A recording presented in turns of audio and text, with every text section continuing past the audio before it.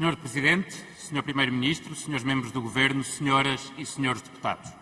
Terminamos hoje o processo orçamental que se desenvolveu num contexto absolutamente excepcional. O facto de nos encontrarmos em plena crise pandémica e consequente crise económica e social levava a prever que discutiríamos o essencial, a resposta imediata à crise e os instrumentos necessários para sairmos desta situação. Infelizmente, não foi isso que aconteceu. Com a votação do orçamento ficam evidentes duas certezas e uma dúvida. A primeira certeza é que o Governo poderá governar mais um ano, caso queira. A verdade é que vai dando sinais de não querer tanto quanto isso. A segunda certeza, cuja relação com a primeira é descaradamente evidente, é que o PCP poderá realizar o seu congresso no próximo fim de semana.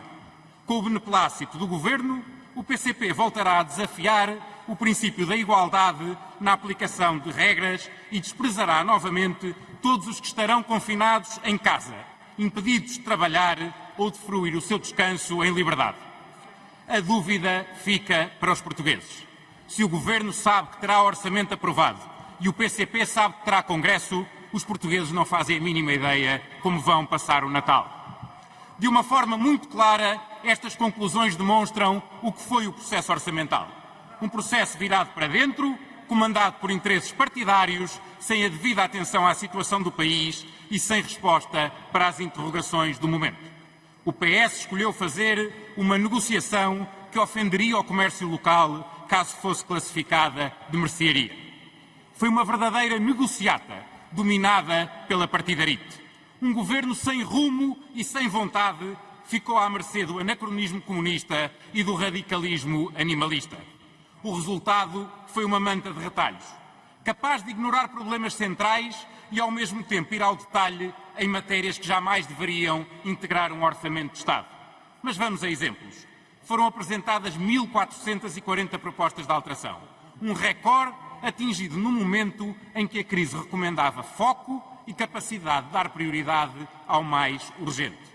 O Parlamento gastou em votações o quádruplo do tempo que gastou a discutir as políticas.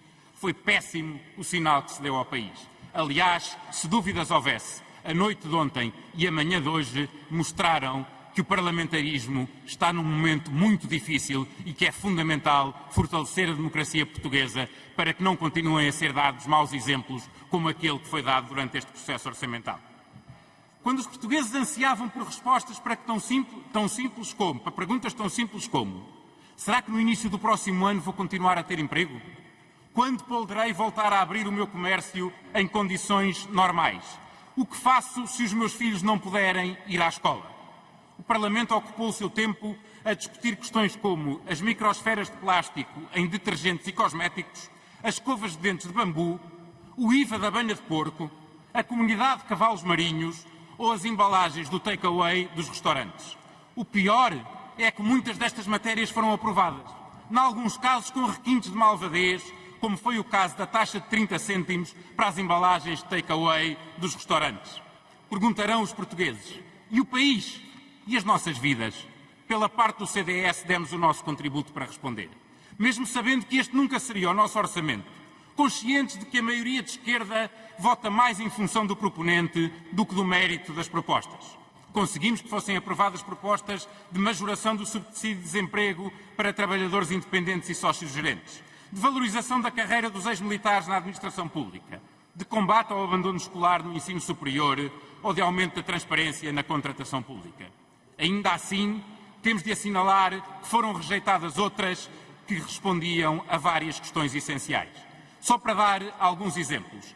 A Via Verde de Saúde, que garantiria acesso mais rápido para todos. O Vale Farmácia permitiria aos idosos mais pobres comprar os seus medicamentos sem terem de prescindir de outros bens essenciais como alimentos.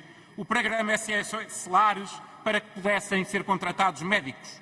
Ou a redução do IRS e do IRC, essenciais para a sustentabilidade das famílias e a competitividade das empresas. Com estas propostas, o CDS mostrou que, perante as dificuldades, percebendo o desnorte do Governo, a conclusão não pode ser que não há alternativa, que não há outro caminho. É claro que há outro caminho e é claro que há alternativa. Dissemo-lo entre 2015 e 2019.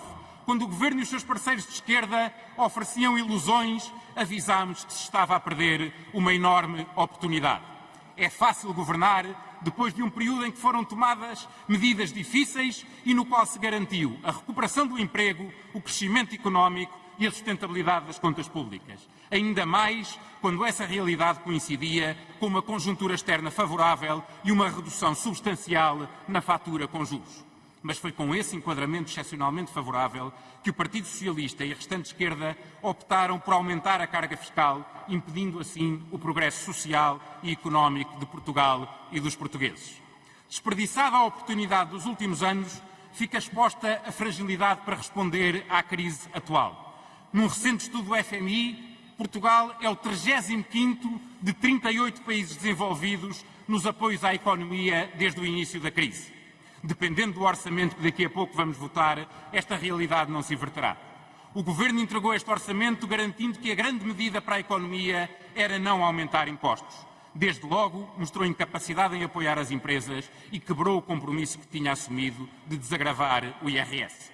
Mas na especialidade fez pior, não resistindo a criar mais umas taxinhas. Resumindo, este Governo estafado não tem rasgo. Limita-se a aplicar à economia a velha lógica do socialismo enunciada por Reagan. Se mexer, taxa-se. Se continuar a mexer, prende-se à burocracia. Se parar de mexer, subsidia-se. Parece que há poucos dias o Primeiro-Ministro citou Churchill. Parece-me bem.